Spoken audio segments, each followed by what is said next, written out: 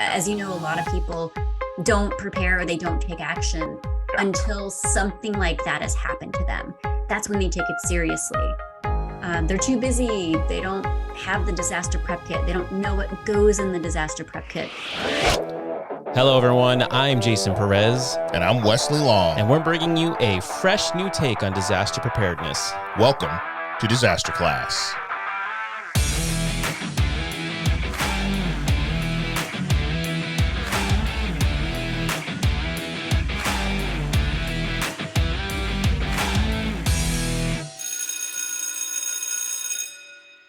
So you have this company, Prepare With Cher. What motivated you to start this company, and what is your mission? What is it that you guys are doing? Yeah, thank you for asking that. Yeah. As a broadcast meteorologist, I've spent, it's been 2 decades now in the industry. And one thing that was really near and dear to my heart is preparing people for disasters and making sure that they're aware. One thing that really struck a chord with me was back in, I believe it was April of 2008. It was a tornado outbreak in Hampton Roads, Virginia. And my chief meteorologist and I was at the NBC affiliate in Norfolk at the time. He and I were on the air live for 5 hours straight, tracking all of these tornadoes, just going back and forth. It was warning after warning after warning. And then we started getting reports of a hospital has been hit and cars have been flipped and there are homes leveled to their foundations. And even talking about it, I guess, get goosebumps. Yeah. But we're going, oh my gosh, this is actually happening. And tornadoes can occur any time of year in all 50 states. Right. A lot of people think they don't live in a tornado prone area. They think the strong tornadoes, the EF3, EF4, EF5 only occur in Tornado Alley. Well, when the storms moved out of the region, we had a helicopter at the station and it went up and we saw the first aerial views live on the air. And there were 2-story colonial homes leveled. Completely level to their foundation. And I'm going, this is something that people think only happens in Tornado Alley. But here we are, coastal Virginia, and this happened. Thank God, I don't know how, nobody was killed. It happened during the day, so a lot of people were at school or work. But that made me realize, wow, this is something that I care deeply about. And I want to do something more to educate people and make sure they're prepared. As you know, a lot of people don't prepare or they don't take action until something like that has happened to them. That's when they take it seriously.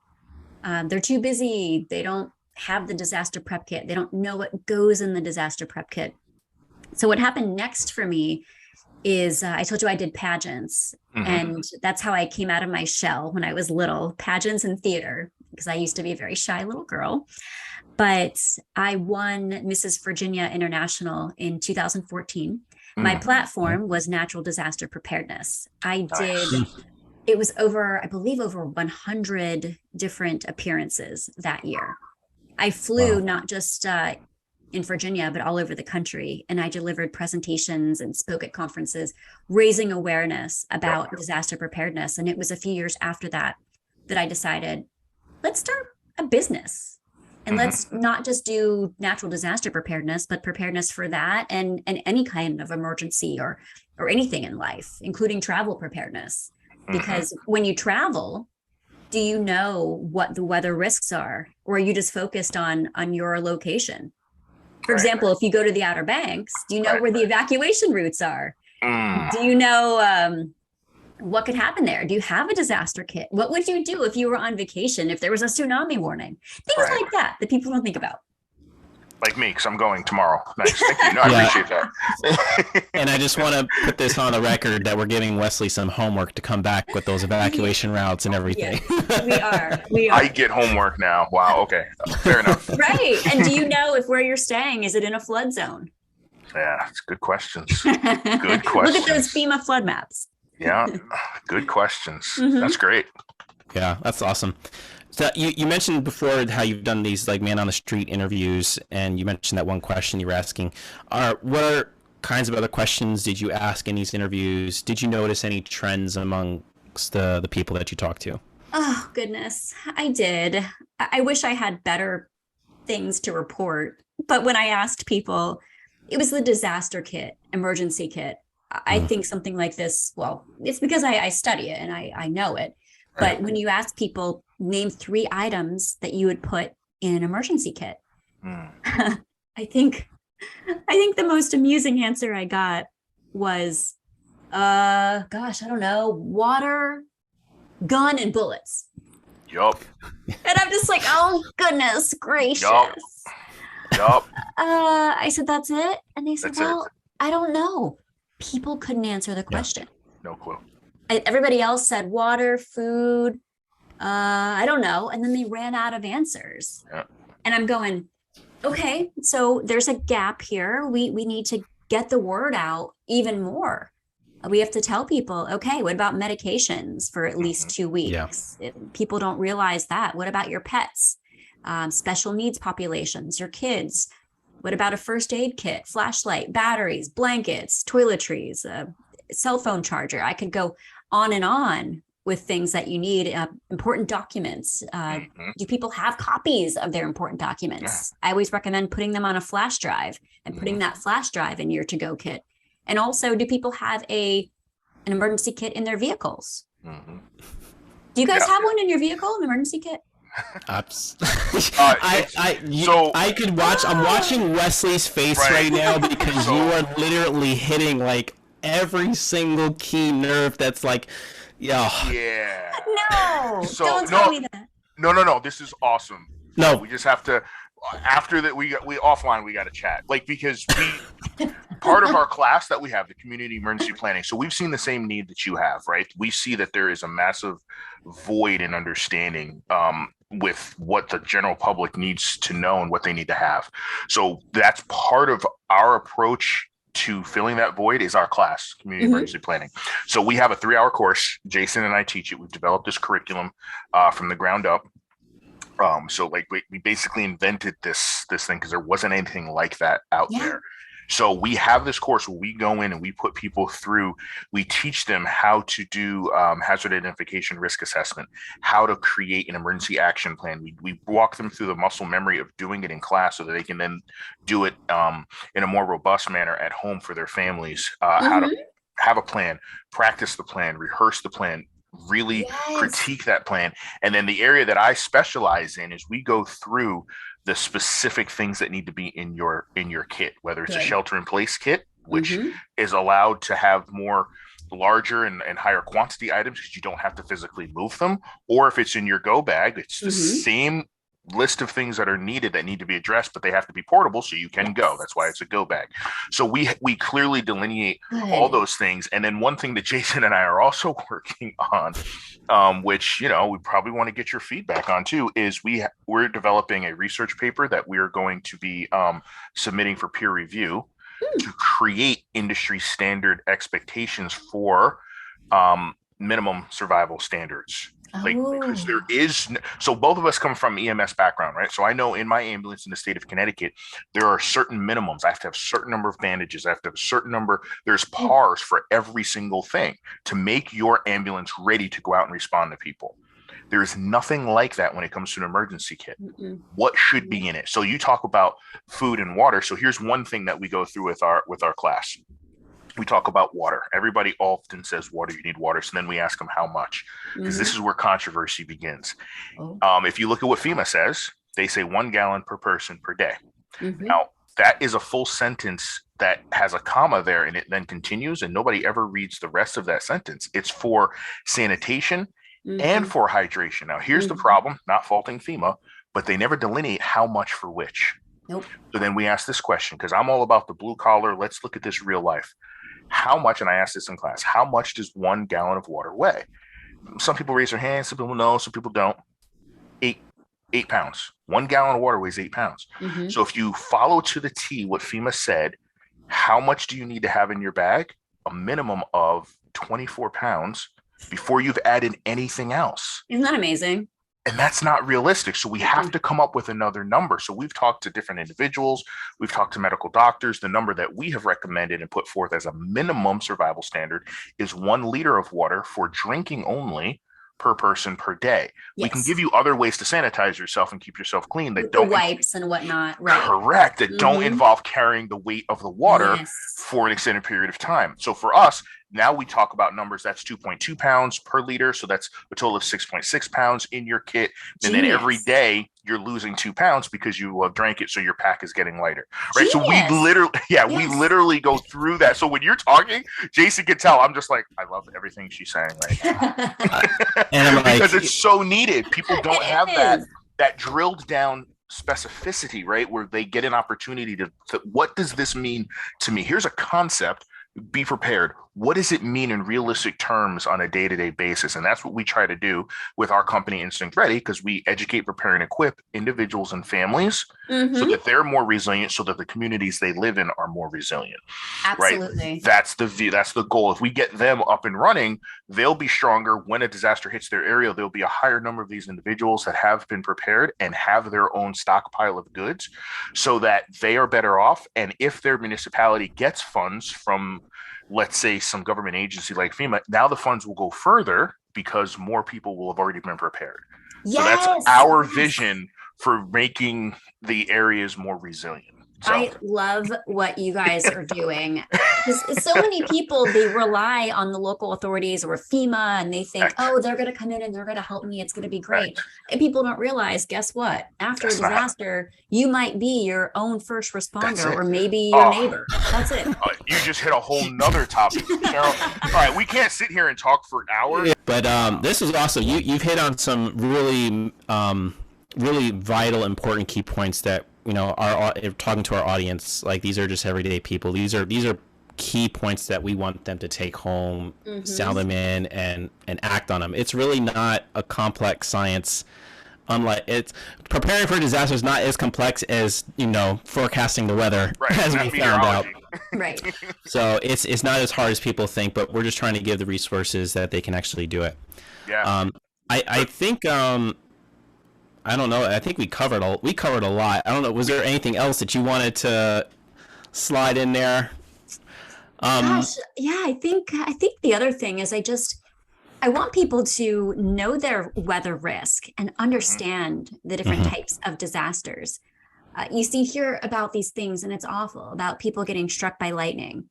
And we've always been told, when we were kids, we were in the pool and there'd be thunder, we'd have to get out and wait 30 minutes because, you know, the lightning can strike far away from the storms. If you hear thunder, you are close enough to be struck by lightning.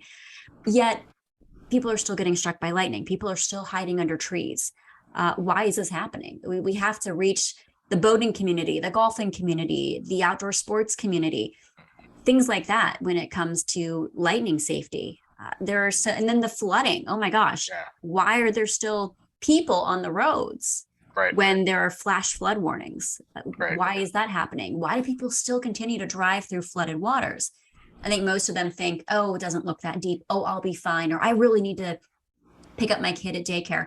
And I understand the human psychology behind it, but we really have to tell people, hey, look, do you want to ruin your automobile? Do you want this to happen? But there's so many different points about all of this. And I think if they had a better understanding of the science behind it, then that could really help them in making their decisions as well. That's awesome.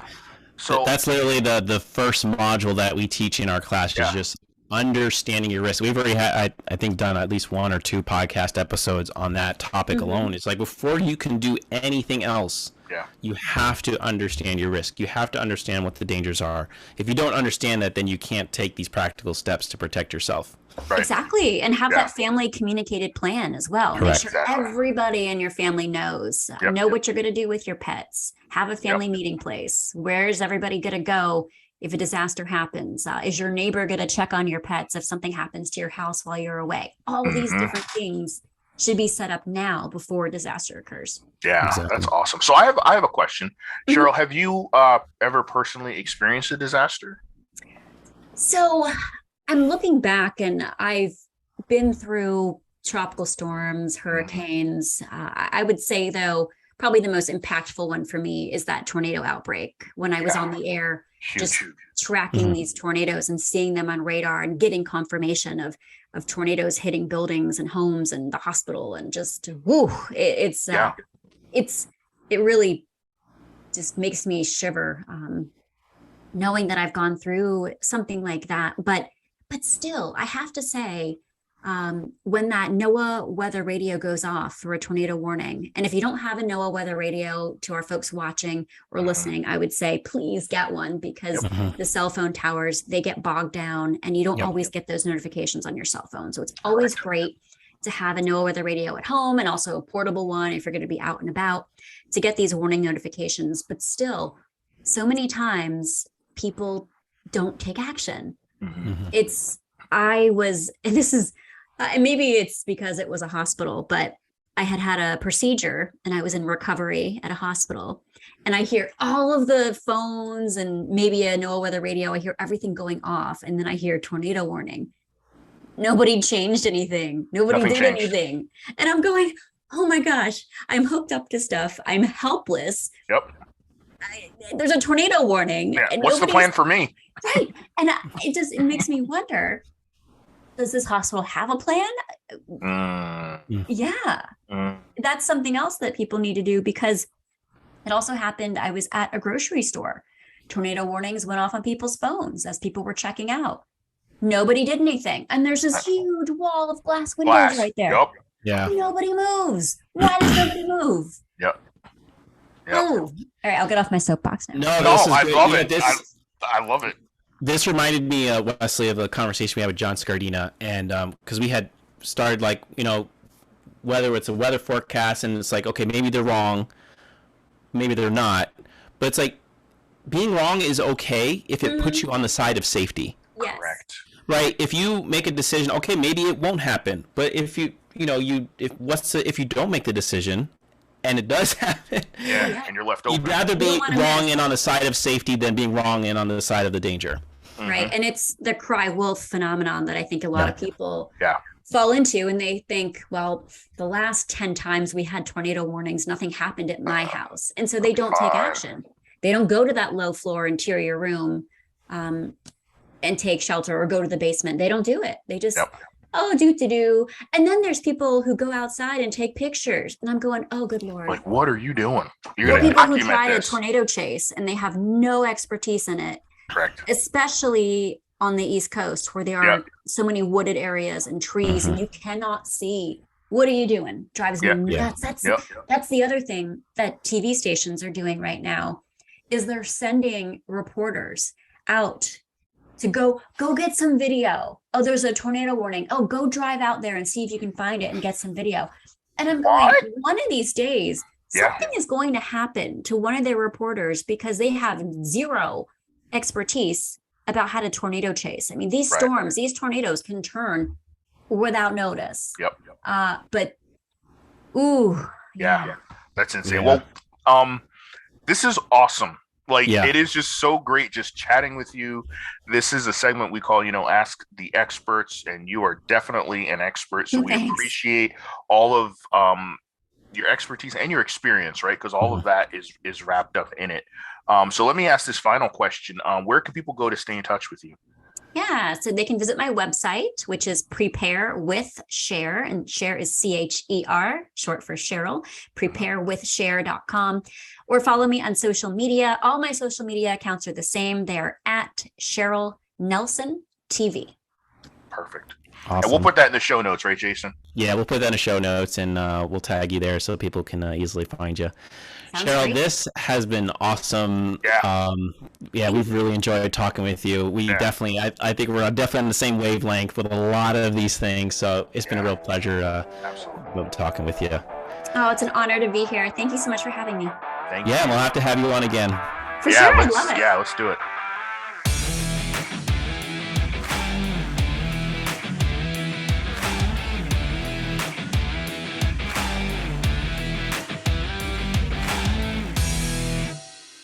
Disaster Class is part of the Readiness Lab, the home for podcasts, webinars, and training in the field of emergency and disaster services.